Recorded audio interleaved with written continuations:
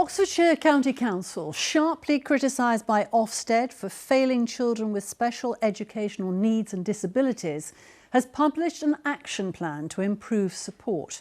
In September, inspectors said some families were waiting years for help and many felt they weren't being listened to.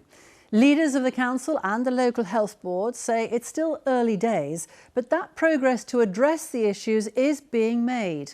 Catherine Da Costa has more. Education, not discrimination. For months, parents in Oxfordshire have been calling for an overhaul of services for children with special educational needs. Many frustrated at feeling ignored, facing delays, or finding their child reach crisis point before they got the help they needed. In September, Ofsted found widespread failings in SEND services, with some waiting years for help.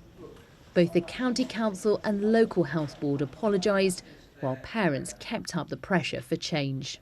We once again call on all Oxfordshire councillors to stop deflecting blame, take responsibility and work together, both to drive the changes within the system and to actively engage with families at ground level. Now a 5-point action plan's been published and approved by Ofsted. We've got a number of areas that we want to focus on. Co-production with families and children is an absolute priority for us. Ensuring that our communication is cohesive across the partnership, but also with families and children. And then also the timeliness of our EHCP plans. We're already making progress there, but there's still a lot more work to do. Melody from Oxford has 2 children with SEND. For her, there are still many questions. Will all academies be on board with the changes? And who will measure the quality of education and healthcare plans?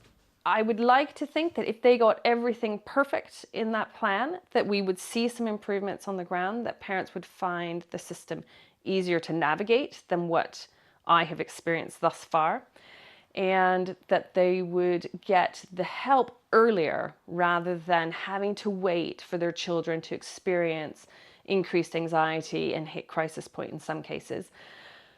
However, I also think that some of the details are really vague.